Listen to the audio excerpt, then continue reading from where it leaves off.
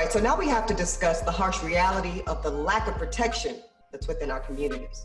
Now, while there is work being done to defund the police, we got to keep it 100 and talk about how we better police ourselves while law enforcement does the work to be better.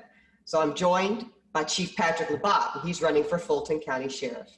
Chief Labat, thank you so much for joining us, brother. It seems as if that most officers show up in communities with a posture like very much of warrior. They're there to strictly enforce the law, and it creates a situation where, you know, we saw what happened just in Atlanta not long ago with the brother in the Wendy's parking lot. What should have been a DUI turned into a homicide, or at least the killing of this young brother. So when people see that, Chief Labat, what can you tell them? What are some tangible steps in terms of de-escalation, in terms of bringing, I know there's lots of conversation when we talked about defunding the police, right? We're talking about reallocating funds and putting some of that money to either mental health experts that can accompany officers perhaps to some of these non-violent calls or things of this nature. You know, there's a lot of stuff in the air. Tell me from your experience, Chief, what do you think could work practically? Because how it's going now, we know this isn't working.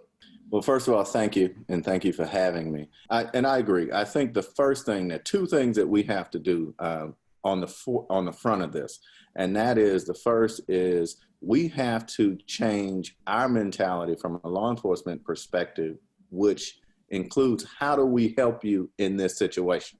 Mm-hmm. And so when we move toward, like as you said, the DUI was evident in this case, but how do we get you home safely?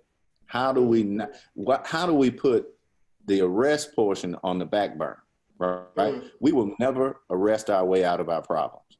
And so if we inject that in an early training setting, that our goal is customer service, then we change the dynamic of the conversation.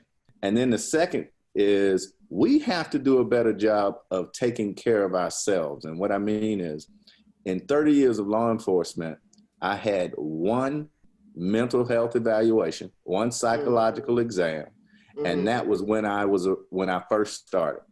So I am proposing that we do that at least twice a year, right? There's a lot to unpack. You become, you see this and you become desensitized on a daily basis. But if you're able to unpack that, then I think we better serve our community. I think it's a bit too dangerous to clean the slate and just start. I think we clean leadership, right? Everything starts with leadership. We see that on a national basis, and it becomes and drills down to a local opportunity for us. And that's part of, really, to be honest, why I'm running. It has to be, in my opinion, Chief, a collaborative, community-based effort.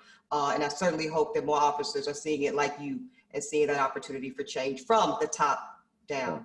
Thank you, Chief Labat, for your wisdom and a powerful insight on exactly what we need to do to make change.